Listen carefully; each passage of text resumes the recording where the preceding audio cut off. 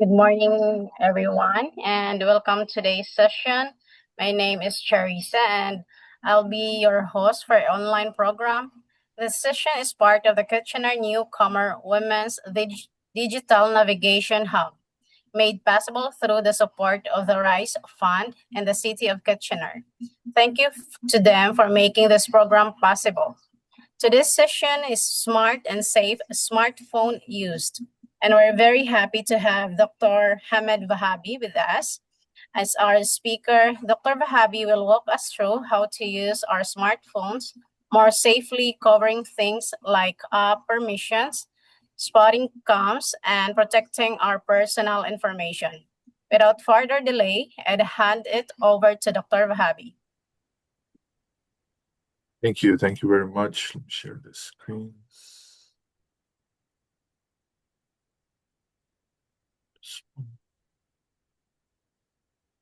Okay. All right. Hello, everyone. Thanks for joining the first session of our Digital Life in Canada, focused on practical skills for seniors and newcomers. In the first session, we want to focus on smart and safe smartphone use. But before moving forward, let's take a look at the syllabus of the course we want to have this year. Today, we focus on safe and smart online, focusing on a smartphone. And next session, we'll work on a practical AI for everyday life, and then followed by digital life in Kitchener, banking, government services, and digital trust, and finally end up in employment in the AI era and how we can use AI tools for being more prepared for employment. So before moving forward further in the safe and smart online, I want to bring in a story here. In February 2024, happened to Miss Sinag, a newcomer in Kitchener. She received a text message from Canada Post, and they said, "We were unable to deliver your package. Please apply a $2 redelivery fee as soon as possible using the link below." And she recently ordered something online, so the message seemed very reasonable to her. That's why she clicked the link and entered her credit card information. A few minutes later, she received a phone call from someone claiming to be from her bank, and the caller said, "We detected suspicious activity on your account. To stop the fraud, I need to verify your identity. So I just sent a security code to your phone. Please read the code to me." That's it. Miss Sinag read the code. Next morning, thousands of dollars were withdrawn from her account. Simple.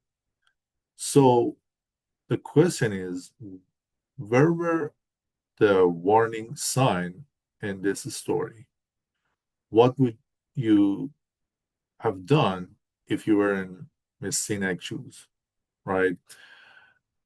And it is not a simple story for Miss Sinag, which is a true story, but we hear about all these problems every day almost. So there is a high likelihood that we face these kind of scams every day, and we need to know how to identify the scam first. Next, when we identify that, okay, this isn't a scam, how we can react to prevent, to protect ourselves, in fact, okay? So this is what we want to discuss today, and move forward. We want to see what we can do to protect ourselves when we are using our smartphone in online, let's say, era, okay?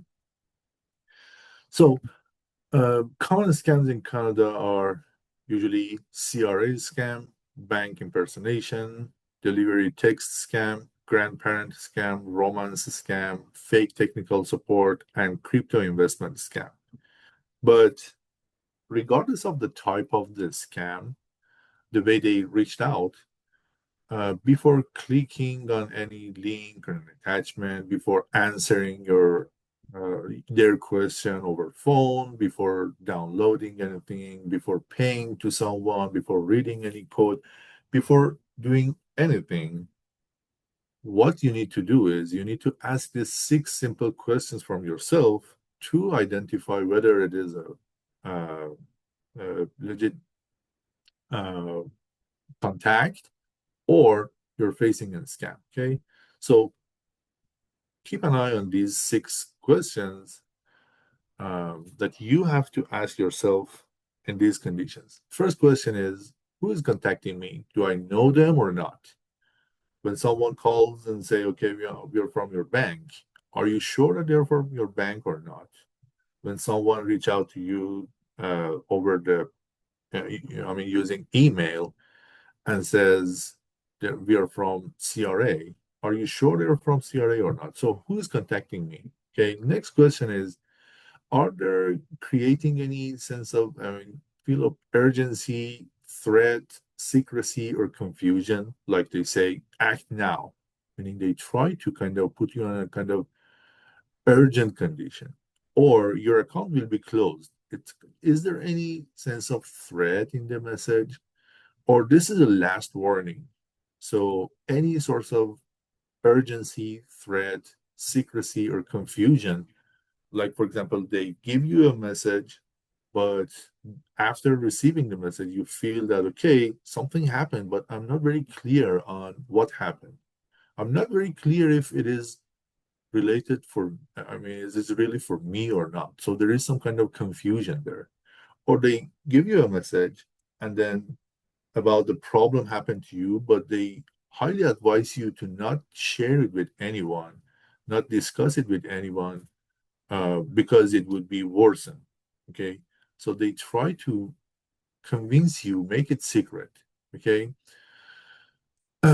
And the reason is, if you can make it secret and you are not very familiar with that, with those kind of scans, and you don't uh, talk with anyone about the problem, there is a high likelihood that they can successfully deceive you, right? So, are there any sort of urgency, threat, secrecy, or confusion there or not? Next question you have to ask is, are they asking for money, passport, or code, or something like that? If it is the case, then that would be a huge red flag. Okay. Is there any suspicious link or attachment? The question is, like, you receive an email, they explain everything, and then they also have an attachment in the email. The question you have to ask from yourself is, okay, when I read the message, is there anything that I should click on this attachment and open it to learn more about the problem, or it is clear to me what happened? And if it is clear enough, then that attachment could be suspicious because there should be a good reason for you to open an attachment. Okay. If you don't, after reading the message, after reading the email, if you don't feel that you are very convinced that there is something in the attachment you have to be aware of, don't click on that. Same as the link. Okay. The next question I have to ask is, can I verify independently? Uh, Meaning, for example, if they claim that we are from your bank, Miss Sinai problem, when someone called her and claimed that he's from her bank, she should very immediately should hang up and call her bank herself. Okay, so this is the way you can verify independently. Or if someone sent an email to you claiming that they're from a company, blah blah blah, don't just click on any link or attachment in that email. Rather, Google the name of the company to see if it is really a legit company or not. Okay, so can I verify independently? And then last, and Last question I have to ask is if they offer something to you, is the offer too good to be true or not? Okay. Especially for newcomers, they try to kind of um, send you very encouraging offer, like say, okay, this is an award, and we want to send it to you with 90% discount. That's ridiculous. Why someone should send you an award with 90% discount, right? So if it is too good to be true, then double think about it. Okay. So these are 6 questions you have to ask from yourself in any condition to identify whether you're facing a scam or um, the message is real. Now uh, like I said, I mean the idea here is whether I can trust after these 6 questions. You can probably have a better idea whether you can trust on that message or not. And if not, why you can trust. If you can answer these 6 questions, you would have a better condition here. And based on that, we'll see how we can proceed. Okay. So I have a few uh, demos here if you wish. Let's take a look at them quickly before moving to the smartphone. The first one is an email I myself received from someone called with this email, rajaswitra1234@gmail.com. He claimed that is representing a company called AARP.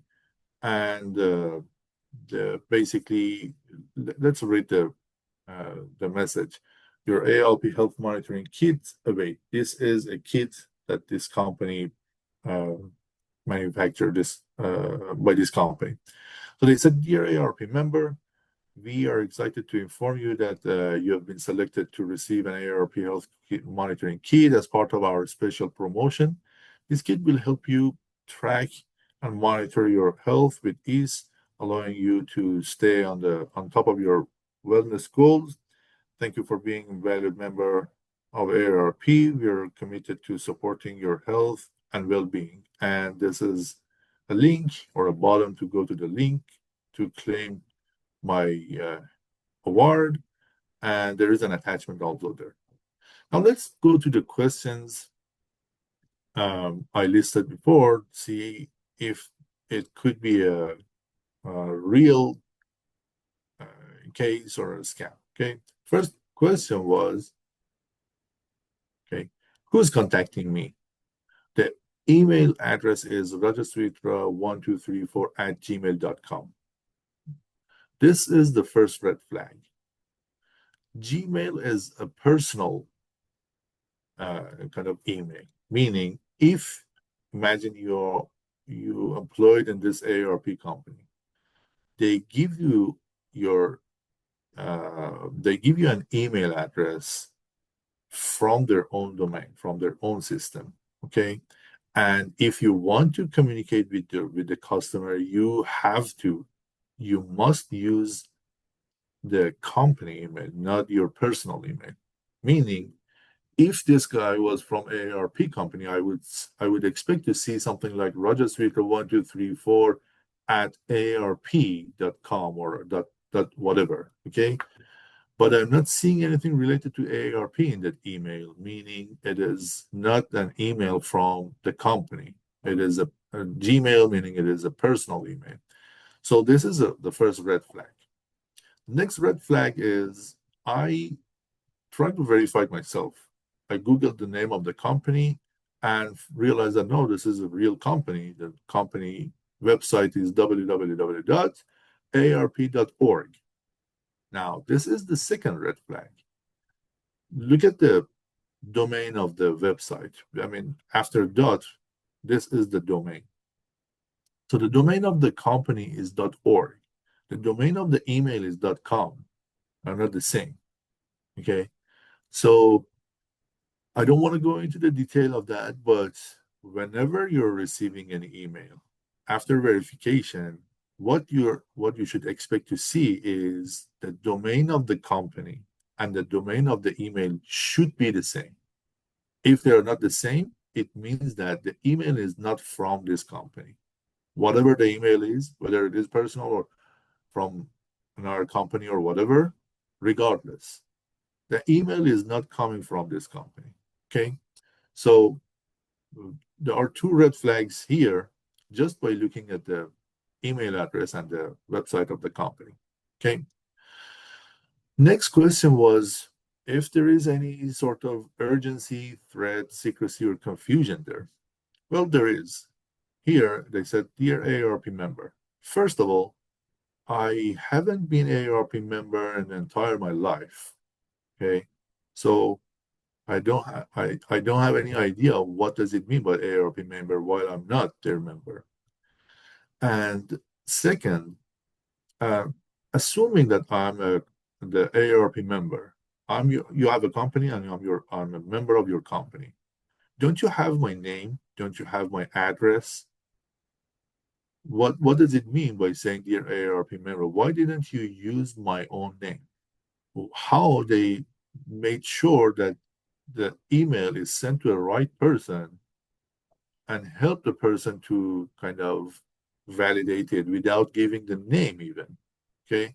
So whenever you receive any message, any email without your name like this, that could be a red flag. I'm not saying it is always a red flag, because sometimes they're just ads sending to us without our name. That's okay. But if they're asking you to do something, to pay or to click on anything, whatever, but they don't bother themselves to have your name and that message, that's a red flag. Okay. So it's a source of confusion here. Next question was, are they asking for money, password, or code or something? No, no, they didn't. Meaning, I listed 6 questions here, but don't expect to see all those 6 in a single message. There could be one or two or some of them, but not all. Okay. So there's no asking for anything in this message. Is there any suspicious link or attachment? Well, there is. Here, they ask me to claim on this bottom, go to the link to claim my award. Now, this is the question, like I said. When I read the message, it says, okay, there is a company, they produce a kit, a health kit, and uh, apparently I'm a member of that company, and for some reason they want to send me an award, that kit. That's good, but if I'm the member of the company, don't they have my physical address on file? And if they have my physical address, why they ask me to go to this link to, to provide the address and claim my award? That's ridiculous, right? So there is no reason for me to click on this link by just going through the message. And also the attachment. When I read the message, everything is clear. Uh, I don't expect to learn anything more by going to the attachment. So when there is an attachment without any reason, that could be another that could be another red flag. Okay. Next question was, can I verify independently? Well, yes, I did. As I explained here, I verified, meaning I Googled the name of the company and figured out that, okay, the domain is .org, which is different from the email address. And the last question is there any offer too good to be true? Yes, there is. They said, as part of our special promotion, we want to give you this kit. And when I went to their website, they said the price of this, this kit is pretty expensive. Close to 1,000 bucks, right? So why they want to send me this kit for free? It's too good to be true. Okay. So these are the 6 questions you have to ask yourself. Let's take a look at another example, an email, fake CRA email. They said, urgent, your SI number has been suspended. Dear customer, CRA has detected suspicious activities linked to your social insurance number. Failure to respond within 24 hours may result in account suspension and legal action. Please verify your information immediately through this link. Thank you, blah, blah, blah. Okay. Again, first question was, who's contacting me? Um, like I said before, I have to look at the email address, make sure that it is from CRA. If it is from, yahoo.com, google.com, hotmail.com, something like that, which is a personal email, then that would be a red flag. Next question is there any sort of urgency, threat, or confusion? Well, there is. They said it is an urgent uh, request, and they asked me to respond within 24 hours. So these are urgency. I act immediately. They try to kind of put me under pressure to act immediately, act very quickly, so that I won't have enough time to uh, dig more on the problem. And is there any sort of threat? Yes, because they said failure to respond within 24 hours may result in account suspension and legal action. What legal action it would be, I don't know, but they try to kind of give you that kind of impression that you are threatened. And is there any confusion? Yes, as I said, dear customer, I don't see my name in a message which tends to be very important. So why CRA send a message to me with this very important information, but didn't bother themselves to put my name in that message? That's a red flag. Did they ask for money, password, or codes? No. Is there any suspicious link or attachment? Well, there is a link. In any condition, when you receive a message, a good habit is just without clicking on the link, just Google that link, that website, to see what you can find. If I Google CRA-security-review.com, Google doesn't show me anything, meaning it is fake. Okay? So don't click on the link or attachment. Don't click on the link. Just Google the name of that website to see if it is legit or not. Next question is, can I verify independently? Like I said, yes, I can Google myself and see whether it could be true or not. And is there any offer too good to be true? There is no offer here. Next example is fake bank text. So someone received this TD alert. Your account has been temporarily locked due to unusual activity. Verify now to avoid suspension using this link. Again, who's contacting me? If someone texts you, just Google the phone number, okay? And if that phone number belongs to a legit organization, you should be able to find that organization just based on the phone number, okay? Um, Next question is there any urgency, threat, or confusion? Well, there is a TD alert, meaning there is a kind of threat here, and they said you have to verify now, which is an urgency, to avoid suspension, which is a threat. Okay, so yes, there is. It is very usual that kind of urgency or threat or confusion is very, very common in scams messages. Did they ask for money, password, or codes? No. Is there any suspicious link or attachment? Well, yes. Like I said, I can verify myself by Google this website. I found that okay, there's not such a website um, I can find in Google using Google. And is there any offer too good to be true? No, there is no offer. Okay. The next example is suspicious phone messages. So someone received this message. Hello, this is an urgent message from Service Canada. Your SIN number has been involved in criminal activity. Press 1 immediately to speak with an officer before legal action begins. Okay. So there is I asked these questions. I found source of urgency. This is an urgent message, and you have been involved in criminal activity, so this is threat. And press one immediately. Again, urgency. That fear tactic, they call it fear tactics. That fear tactics is very common in scams. And can I verify independently? Like I said, this is a phone message. Just Google the phone number to see what you can find. Okay.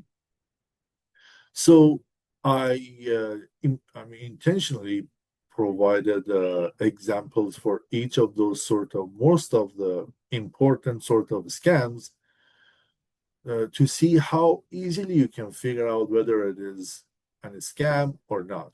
Identifying a scam is the first step. Okay. Now let's go back to what happened to Miss Sinag. I would give you a few minutes. Please read the message, read the story, and try to figure out the warning sign or suspicious sign in this message.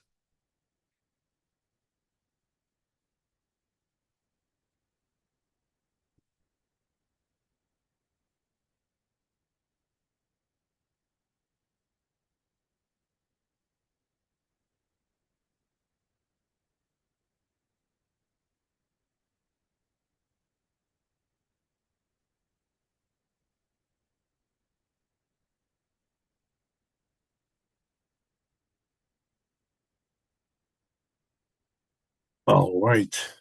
Now, did you find any suspicious sign here?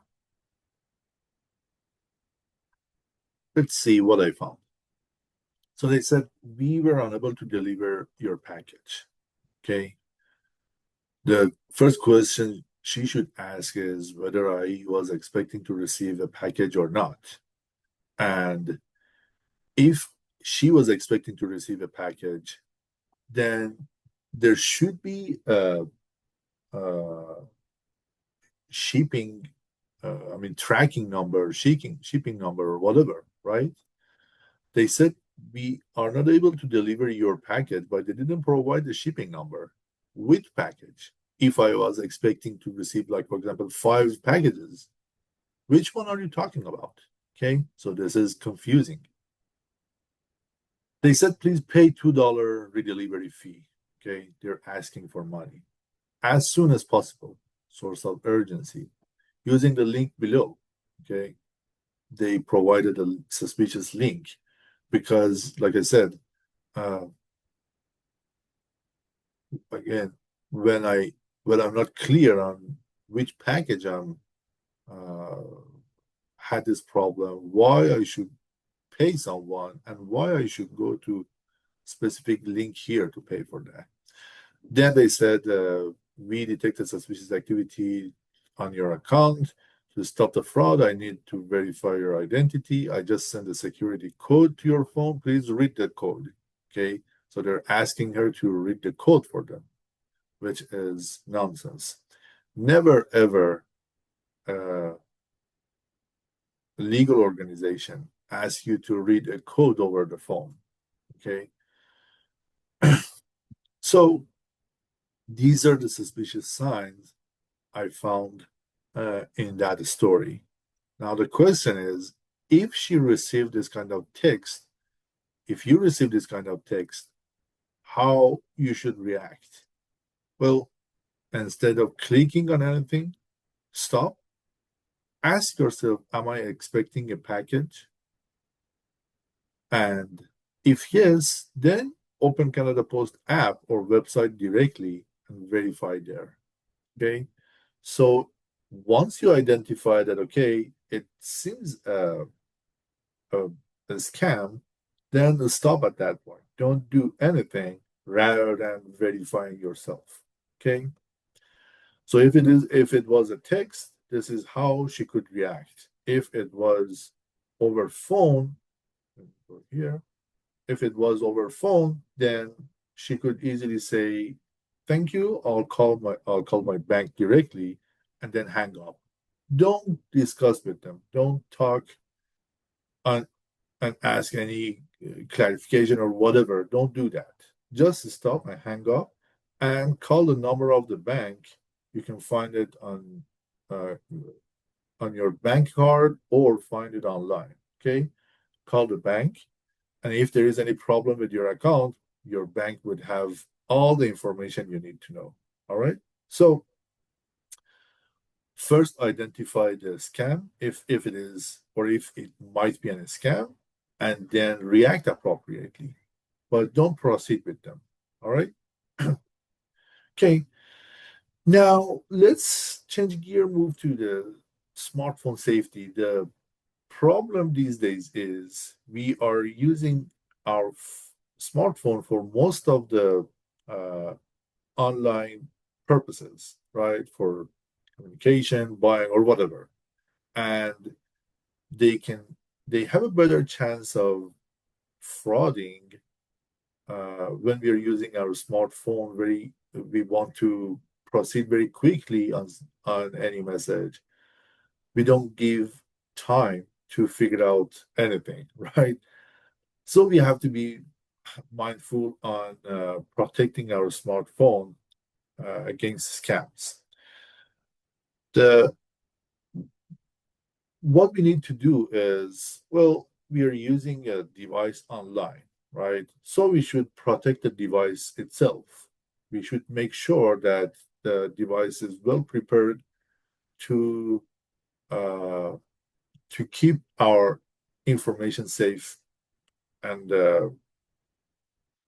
then we are using our phone for communication. So we need to make sure the communications are safe.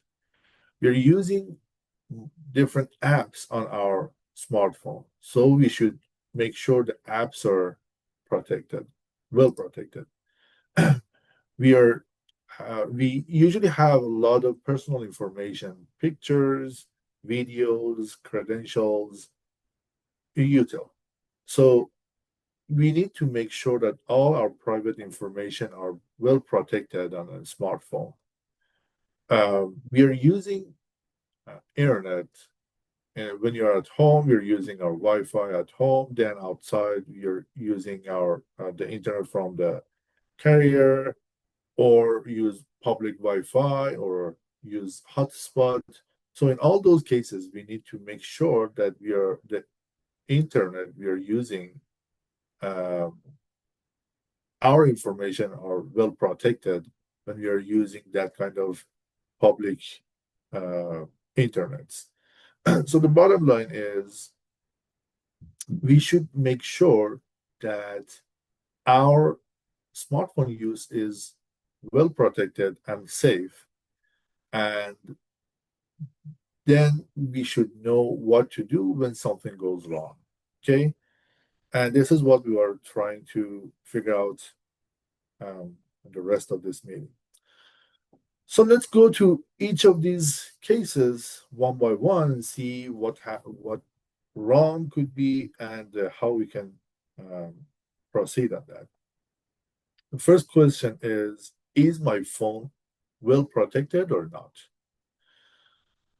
There are very simple protections you can consider to protect your phone. First one is you should use a strong PIN number, fingerprint, or Face ID. If you want to use a PIN number, don't use very simple like 1234, or your birth year, or your loved one's birth year. Don't go with these simple PIN numbers.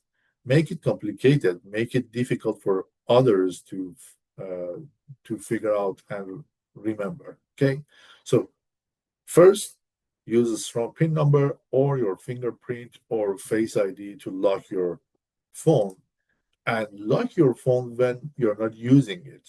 Okay, and do not share your PIN or unlock code with anyone, even your loved ones. And then enable Find My Phone, my iPhone, or Find My Device. And this is very useful tool that you have to kind of activate on your phone first. Meaning, Imagine you lose your phone or someone steal your phone and you don't have it. Okay.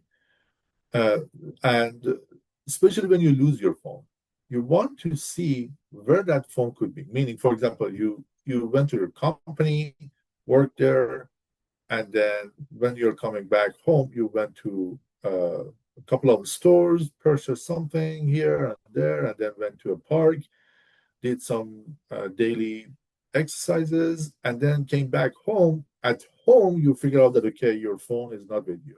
You lost your phone. Now, the question is where that could be, whether it is in the company, in one of those stores, in the park, in my vehicle, where the phone could be. Okay. You can easily go to this website, whether it is an iPhone or Android system. You can go to the website and there is a map.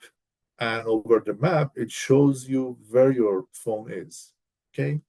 And I'll go into the detail of that further. But to be able to use that tool, you have to activate that feature on your phone first. How?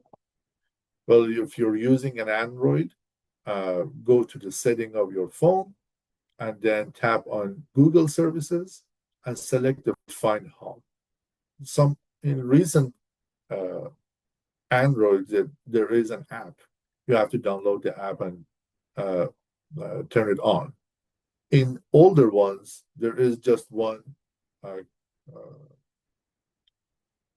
there's one just link that you can switch it on and activate that system on your device. And once it is activated, make sure your location settings are enabled. Okay. The way it works is like I said, I mean, it communicate with your phone online and and, and any at any time you can go to that website, to that page, and figure out where your phone is. Okay. If you're using iPhone, here is how you can activate it. Go to the setting of your phone and then tap on your name or Apple ID and select Find My Device and switch it on. And make sure that the Find My Network and Send Last Location are both enabled. Depends on the depends on how old or new is your device. These names could be a little bit different, but the bottom line is they exist, and the names are could be a little bit different, not totally. Okay, so you can easily find them and activate them on your phone. I would highly suggest you activate this on your phone. It happened to me many times. I mean, I usually lose my phone, and a lot of the times it appeared that okay, the phone was somewhere in my car. So it is very helpful. Um, the other feature, the other very helpful feature is enable remote lock feature. I'll explain to you what happened, but uh, basically, whenever you lose your phone or your phone is stolen, you can easily remote the phone. Uh, you can easily lock the phone remotely, and no one can use your phone. Okay, but again, before that, you have to activate this feature on your phone. If you're using an Android, again, go to the setting, Google services, and theft protection, and find the remote lock and toggle it on. Okay. In your iPad, it is in the same page. Now, once these features are active, then how you can use it? Well, if you lost your Android, you can go to Google Find My Hub, and open the website or can open the page, and through there you can uh, lock the feature. You can lock your phone or figure out where the phone is. Okay, like I said, it there is like a Google map or something like that, and on that it shows you exactly where your phone is. Or even if you don't remember your credentials, you can, without logging in, you can go to Android Remote Lock, search this on Google, and then just based on the phone number, you can lock it yourself without logging in or whatever. So you don't need any credentials. Just go to this page and lock your phone. Okay. Meaning if anyone find your phone, if anyone has stolen your phone, they won't be able to open the phone. Okay. And if you're using iPad, again, visit Apple iCloud Find, and on the website, just sign in with your Apple ID, select your iPhone, and click uh, on Lost Mode. Okay.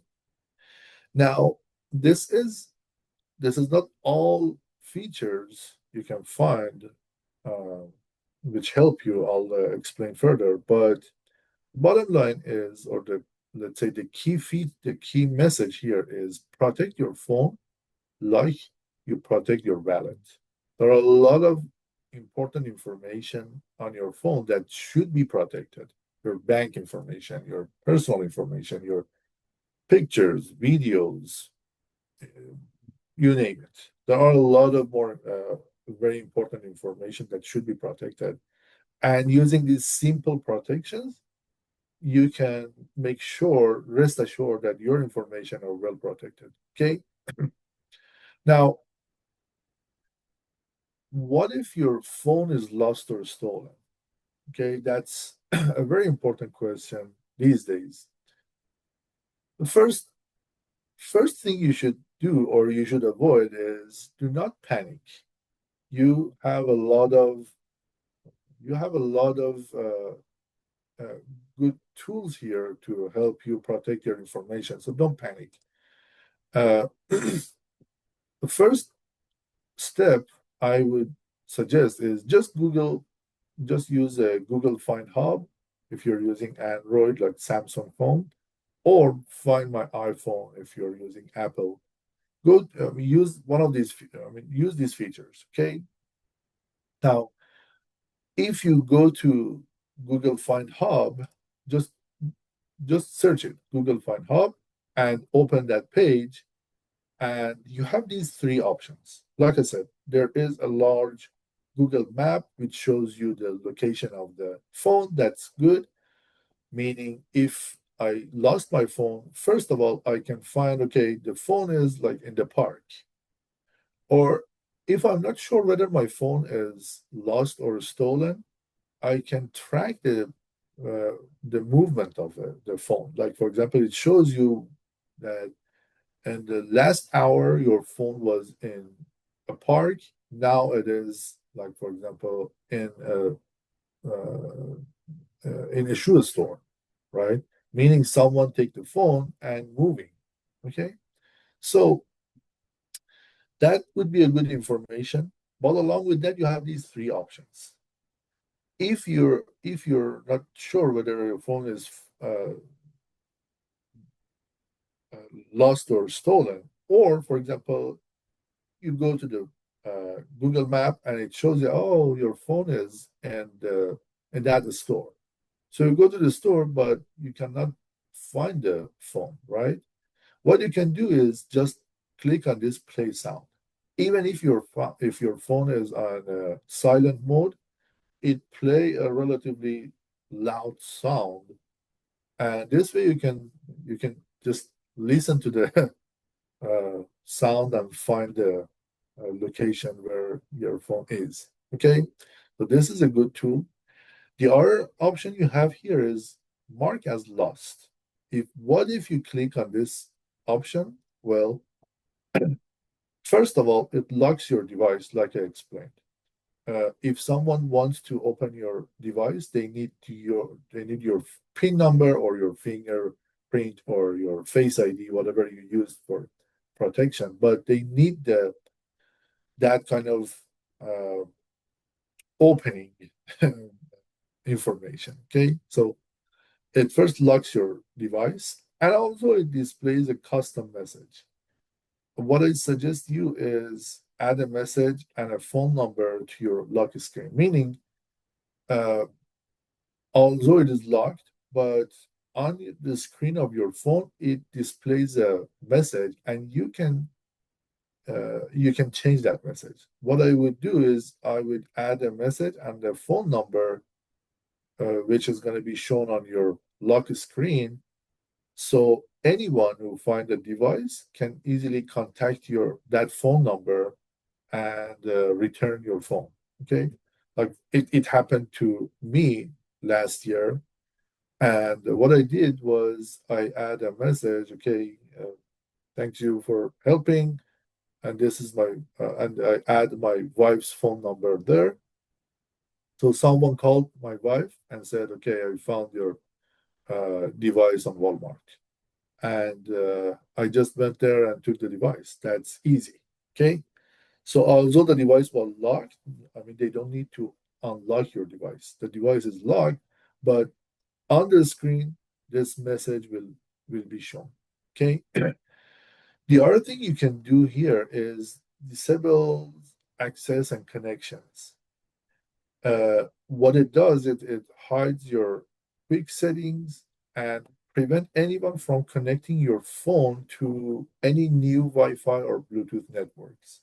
Okay, so they are not able to use any new Wi-Fi or Bluetooth network to move your information from your phone. Okay, that's a good feature. And although you can sign out, it you can easily sign out of your Google account. This way, protect your information from your phone. Okay, so all these features are available under mark as lost. Regardless, if despite all these features you feel very uncomfortable and you just want to make sure that your information uh, won't be would be highly very protected, and for any reason you don't feel that these are enough, you have this option to factory reset your device, and very quickly it reset your device completely, make it same as the first day you receive your phone. There won't be any information on your phone then.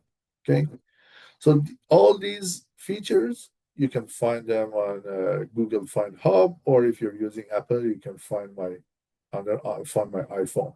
Okay. Now, along with that, you can contact your mobile provider immediately. I would suggest do that immediately, and they can help you as well. I would suggest after doing all these things, I would suggest you change the password of your important apps and uh, like for example your banking apps or your email, whatever important there. And then if you still feel that your uh, device is stolen, then report theft to the police if needed. Okay, but most of the times, just by going to this Google Find Hub or Find My iPhone and use these features, you should be able to manage the problem without going to the police. Okay, this is good. Now, the next question is, can I trust the call when I receive a call or a message or a text? The question is, can I trust them or not? Uh, Spam calls and text messages almost always create a kind of urgency, as I said, or they ask for money or code or something like that, or they ask for your password or your SIN number, or they ask for verification code, or they contain unfamiliar links or attachment. So if any of these things happen, or like I said, I listed those questions, if answer of any of those questions are yes, then give it another thought before moving forward. That could be a scam. Okay. For example, if they say your bank account will be closed today, or they ask you pay immediately to receive your package, or your CRA refund is waiting. These sort of examples, there are a lot more examples there, but the good thing is you can easily identify the scam despite the variation of the examples. You can easily identify the scam by just answering those six questions. If, again, if answer to any of those six questions is yes, and I cannot trust, then that would be a huge red flag, and you should give it another thought before moving forward. Like I said, don't proceed with them.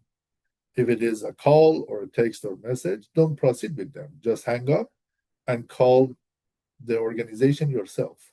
Call the CRA yourself. Call the bank yourself. If it is a text or message, don't click on a link. Don't move forward with them. Rather, just Google the phone number. Just Google the link they provided. All those things that I just explained. Okay, but stop. The the key is stop and verify and then act. Like I said, stop. Don't move forward. Verify yourself whether that's a right legit phone number that you received a call or text from them or not, and the other verifications you can have, and then act. Okay. The next question I would ask is, can I trust this app if I'm using an app? The first question is, can I trust it or not? Well, first of all, you have to make sure that you're downloading apps from Apple Store or Google Play. Okay. Don't go with fake apps.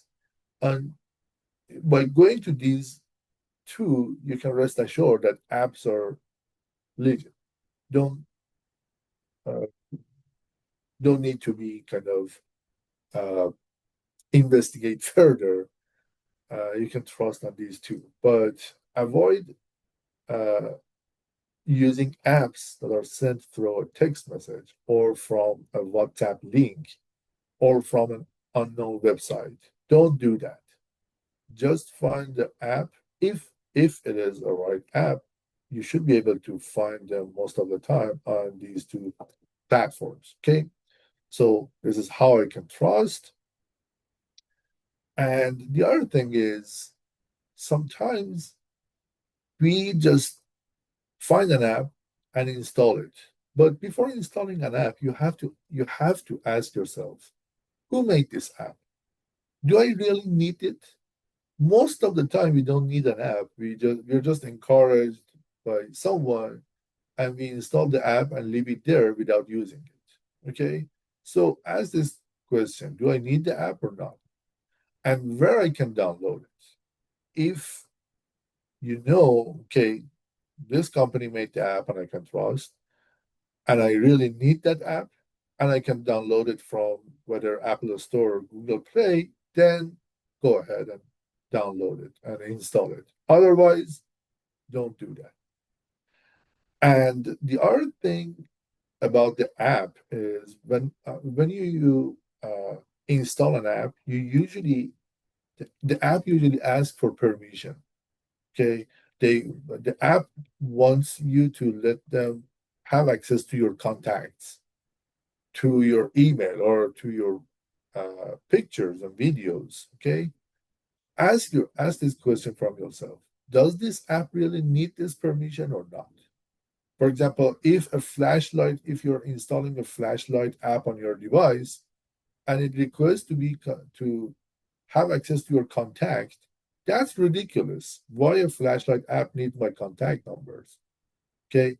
Or if you're installing a calculator app and it asks you let it have access to your location, that's a red flag. Why that app need that kind of permission? Don't give the permission without asking this question first. Okay.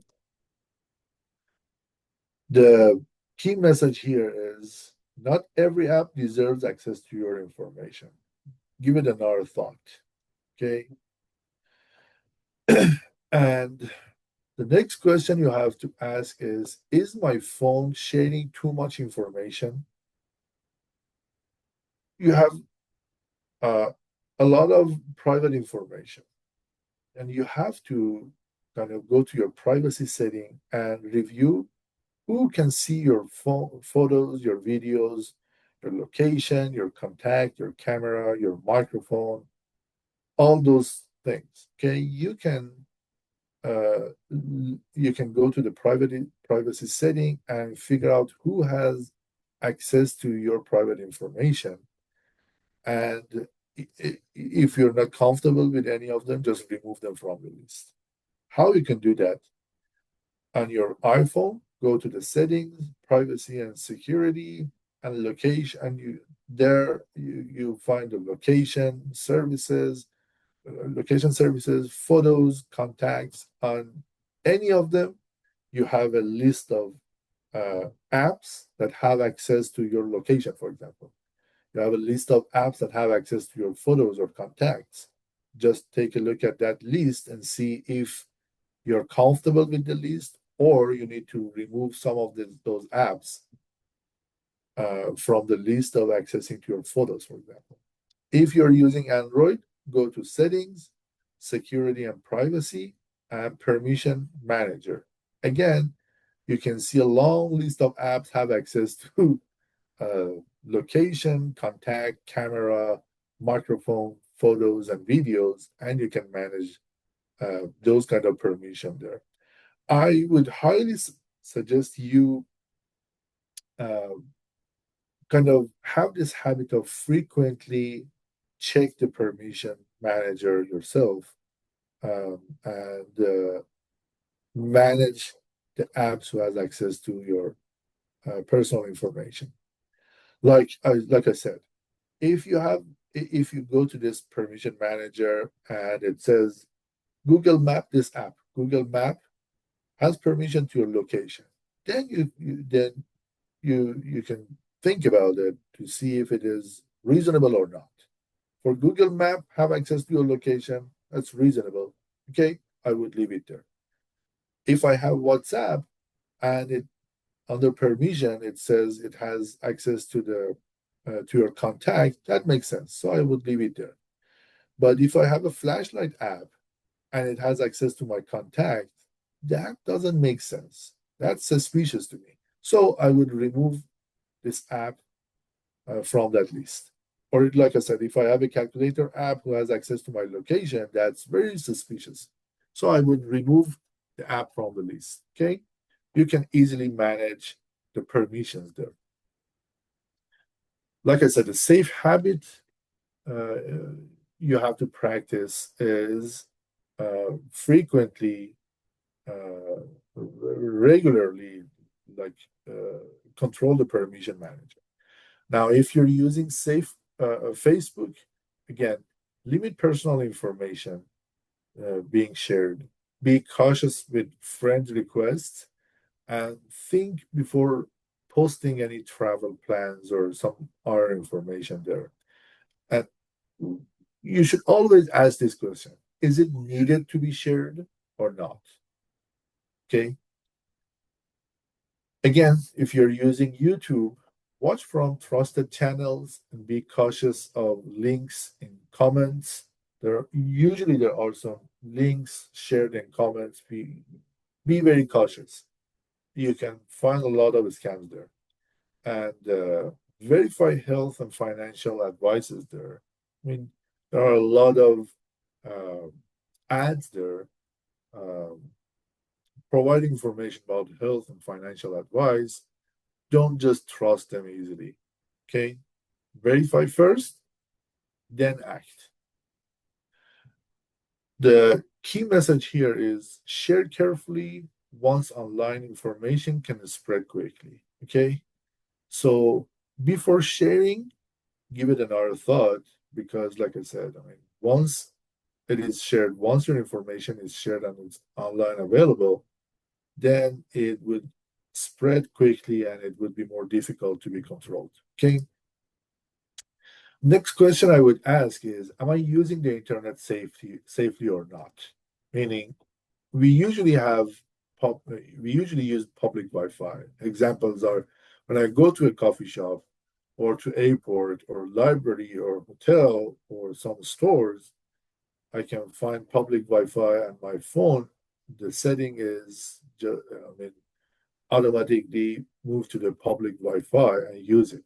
Okay, that's okay, although I don't like it. But if you want to use a public Wi-Fi, you have to avoid doing online banking or financial transactions or sharing sensitive information when you're using public Wi-Fi, because there is a chance that some other users can have access to your information through that public Wi-Fi. Okay, so if you want to use public Wi-Fi, just make sure that you're not doing these kind of sensitive activities. My preference is using my hotspot when instead of using public Wi-Fi. For example, I need to use my laptop when I'm in a. I usually take my laptop when I go to the dentist or doctors. I have a doctor appointment. I take my laptop and I want to uh, connect to a Wi-Fi, or basically I want to need an. I need to need an I need to have internet on my laptop. So I have two options, whether I can use the public Wi-Fi available there, or I can use my mobile hotspot.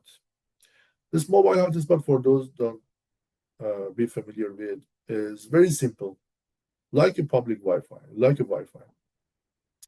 You can activate the uh, hotspot on your phone, and then it shares you a password, and then you can connect to that hotspot through your laptop based on that password, and then on your laptop you can use the internet of your mobile phone. Okay, so your personal hotspot is much safer than public Wi-Fi. That's why I suggest using your hotspot instead of public Wi-Fi. And if you're using your phone as a hotspot, again, use a strong hotspot password. Do not leave the hotspot turned on when you are finished. After your doctor's appointment, when you're back at home, turn off your hotspot. Don't leave it on your on your phone. Do not share the password of your hotspot with the strangers, and change the default hotspot password if it is simple. If it is not simple, then you can leave it as is. And check who is connected occasionally. Okay. So this is the preference of using hotspot, and the key message is free Wi-Fi is convenient, but not always secure. So if you want to use, for example, your laptop, your tablet, and you don't have internet access, and you want to do some online banking or financial transaction, or you want to share some sensitive information, preferably use your mobile hotspot rather than public Wi-Fi. That's it. And the last thing is keep your phone updated.